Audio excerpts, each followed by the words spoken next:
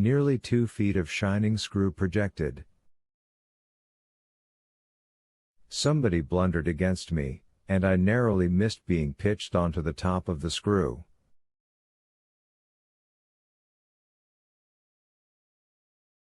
I turned, and as I did so the screw must have come out, for the lid of the cylinder fell upon the gravel with a ringing concussion.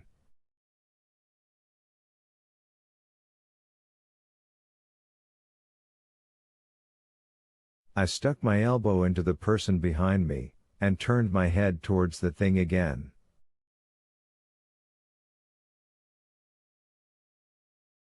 For a moment that circular cavity seemed perfectly black. I had the sunset in my eyes.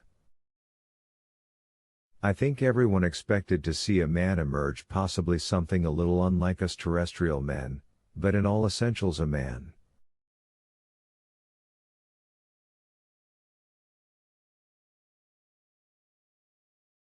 I know I did. But, looking, I presently saw something stirring within the shadow, grayish billowy movements, one above another, and then 2 luminous discs like eyes.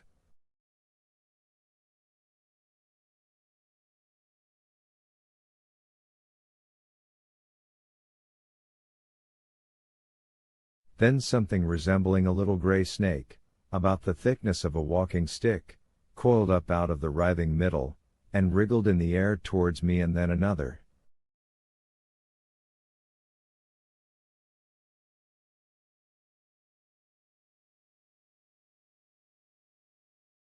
A sudden chill came over me. There was a loud shriek from a woman behind.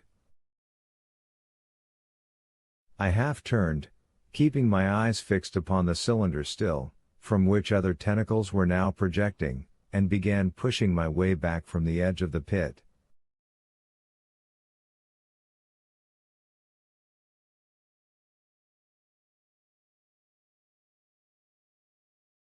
I saw astonishment giving place to horror on the faces of the people about me. I heard inarticulate exclamations on all sides. There was a general movement backwards. I saw the shopman struggling still on the edge of the pit. I found myself alone, and saw the people on the other side of the pit running off, Stent among them.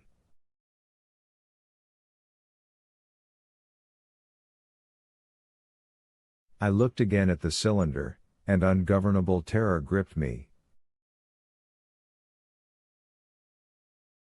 I stood petrified and staring. A big grayish rounded bulk, the size, perhaps, of a bear, was rising slowly and painfully out of the cylinder.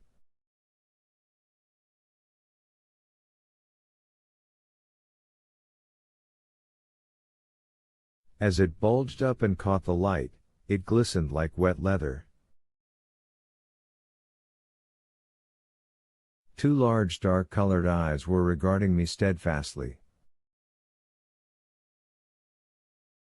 The mass that framed them, the head of the thing, was rounded, and had, one might say, a face.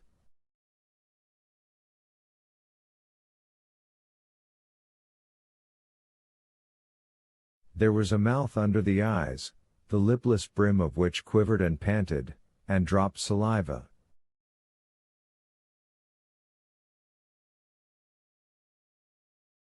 The whole creature heaved and pulsated convulsively. A lank tentacular appendage gripped the edge of the cylinder, another swayed in the air.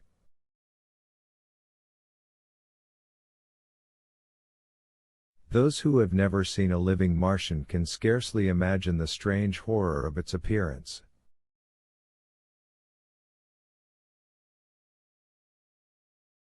The peculiar V-shaped mouth with its pointed upper lip, the absence of brow ridges, the absence of a chin beneath the wedge-like lower lip, the incessant quivering of this mouth, the gorgon groups of tentacles, the tumultuous breathing of the lungs in a strange atmosphere, the evident heaviness and painfulness of movement due to the greater gravitational energy of the earth above all, the extraordinary intensity of the immense eyes were at once vital, intense, inhuman, crippled and monstrous.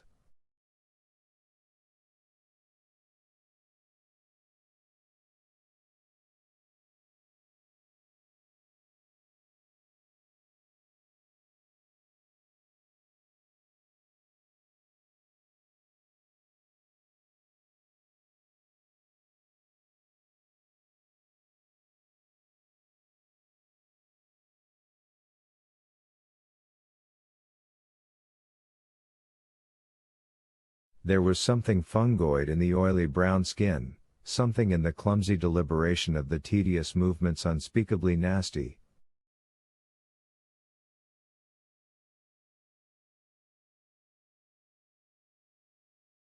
Even at this first encounter, this first glimpse, I was overcome with disgust and dread.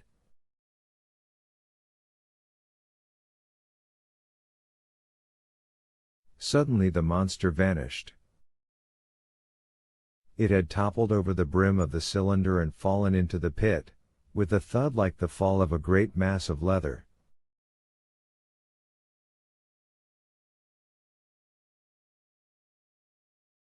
I heard it give a peculiar thick cry, and forthwith another of these creatures appeared darkly in the deep shadow of the aperture.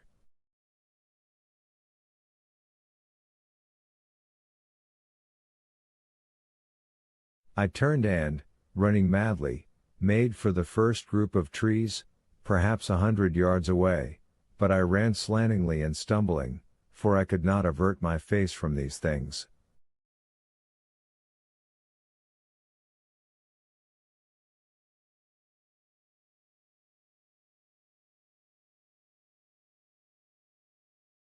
There, among some young pine trees and furze bushes, I stopped, panting, and waited further developments.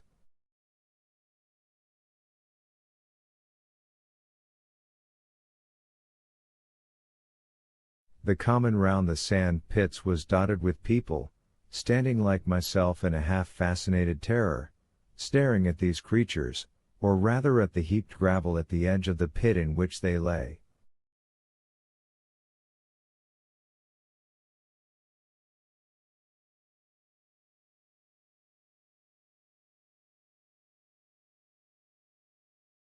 And then, with a renewed horror, I saw a round, black object bobbing up and down on the edge of the pit.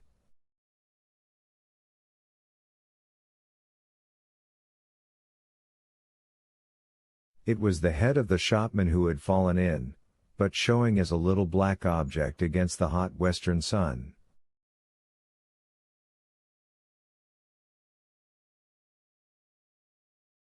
Now he got his shoulder and knee up, and again he seemed to slip back until only his head was visible.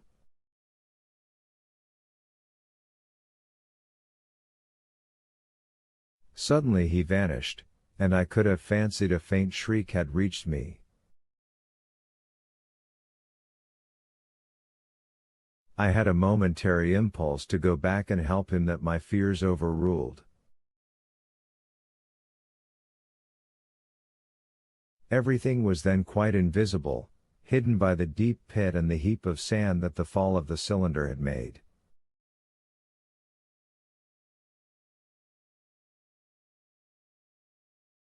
Anyone coming along the road from Chobham or Woking would have been amazed at the sight, a dwindling multitude of perhaps 100 people or more standing in a great irregular circle, in ditches, behind bushes, behind gates and hedges, saying little to one another and that in short, excited shouts, and staring hard at a few heaps of sand.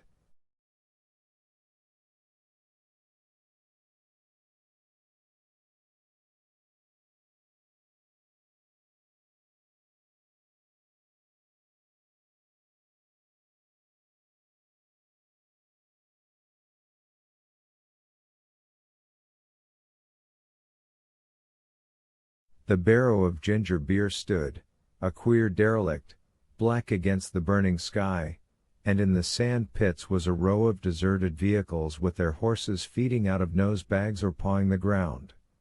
Chapter 5: The He Tray.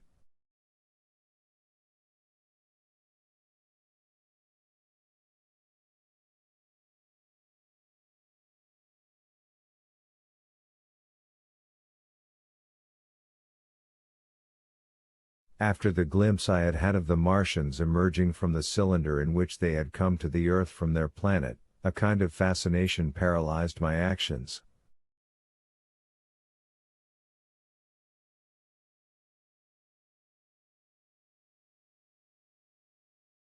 I remained standing knee-deep in the heather, staring at the mound that hid them.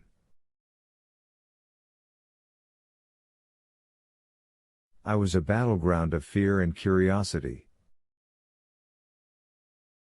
I did not dare to go back towards the pit, but I felt a passionate longing to peer into it.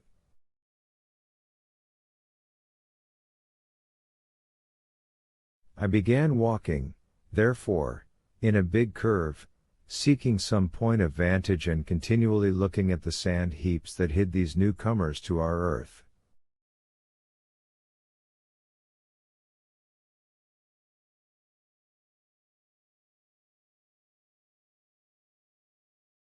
Once a leash of thin black whips, like the arms of an octopus, flashed across the sunset and was immediately withdrawn, and afterwards a thin rod rose up, joint by joint, bearing at its apex a circular disc that spun with a wobbling motion.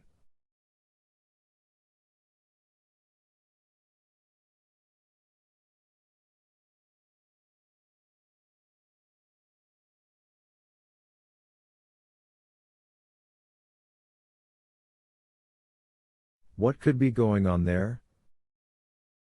Most of the spectators had gathered in one or two groups, one a little crowd towards Woking, the other a knot of people in the direction of Chobham.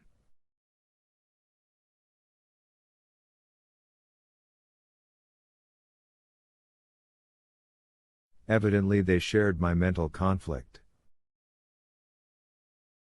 There were few near me. One man I approached. He was, I perceived, a neighbor of mine, though I did not know his name, and accosted.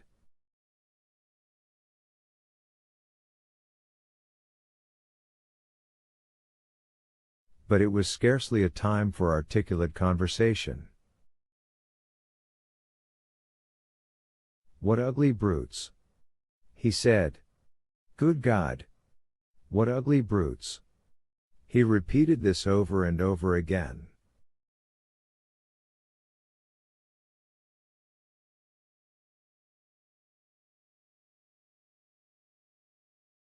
"Did you see a man in the pit?"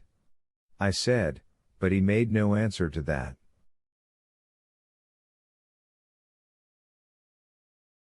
We became silent, and stood watching for a time side by side, deriving, I fancy, a certain comfort in one another's company.